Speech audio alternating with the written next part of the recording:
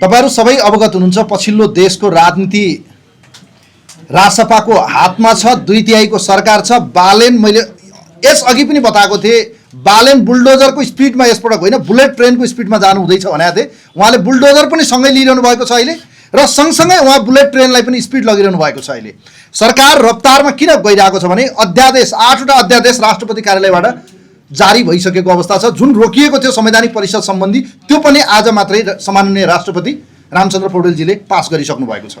अब सरकारलाई कुनै बाधा अड्चन हुने छैन। प्रधान न्यायाधीश पनि उहाँहरूले नियुक्ति गर्नुहुनेछ। संवैधानिक आयोगहरूमा खाली छन्, ती सबैमा उहाँहरूले आफ्ना मान्छेहरू या भनौँ अब खुला प्रतिस्पर्धा के गरेर ल्याउनुहुन्छ र योग्यता, विशेषज्ञता र क्षमताको आधारमा चाहिँ अब बालेनजी अर्थात् राष्ट्रिय स्वतन्त्र पार्टीको अगाडि अवसरै अवसर छ। उहाँहरूले अब इफ बट नो केही पनि भन्न पाउनुहुने छैन। जनतालाई उहाँहरूले गरेको कमिटमेन्ट अनुसार काम गर्नुपर्ने छ, एउटा विषय।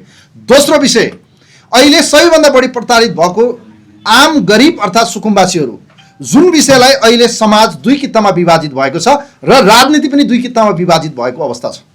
सुकुम्बासी समस्या देशभरि आज मात्र होइन वर्षौं वर्षदेखि नेपालमा सुकुम्बासी, ऐलानी, भूमिहीन र आरक्षमा बसिरहेका नेपालीहरू हुनुहुन्छ। करिब करिब 12 देखि 14 लाखको तथ्याङ्क छ, घर परिवारको तथ्याङ्क छ।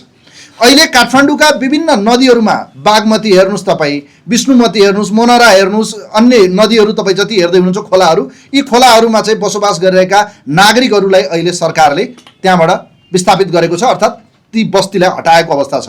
अहिले सुकुम्बासीहरू विभिन्न सेल्टर अर्थात् पालमुनि या भनौँ विभिन्न होल्डिङ सेन्टरमा राखिएको अवस्था छ। उहाँहरूको व्यवस्थापनमा सरकार अलिअलि चुकेको हो कि जस्तो पनि देखिन्छ। तथापि सरकारले एक्सन द्रुत गतिमा लगेको हुँदा त्यसले म्यानेज गर्न समय लिन्छ। अब अहिले हेर्न बाँकी छ 20,000 मान्छे देखिएका, तर अहिलेसम्म सरकारको तथ्याङ्कमा चाहिँ 1,1200 मात्र अर्थात् 1200 मात्रै दर्ता गर्न आउनुभएको अर्थात् सुकुम्बासीहरू चाहिँ रजिस्टर हुनुभएको भन्ने तथ्याङ्क छ। यसले के देखाउँछ भने त्यहाँ मिक्स हो कि सुकुम्बासीका नाममा हुकुमबासी रहेछन् कि 19,000 या हुकुमबासीका नाममा चाहिँ सुकुम्बासीमाथि प्रताडित गरेर मान्छेहरू आएनन् कि, यी कैयन विषयहरू छन्। आज म यी दुईटा विषय, खास गरी देशको राजनीति कतातिर जाँदैछ र अहिले रासपाको सरकारले लिइरहेको एक्सनप्रति आम जनता र पोलिटिकल पार्टीहरूको बिचमा देखिएको मतभिन्नता या डिबेट, खास गरी सरकारका विरुद्ध अहिले तपाईँ हेर्नु सुर्खेत, पोखरा, नेपालगञ्ज, बर्दिया, दाङ, हेटौडा देशैभरि चाहिँ मान्छेहरू सडकमा, धरानमा समेत मान्छेहरू सडकमा आउने अवस्था आएको छ।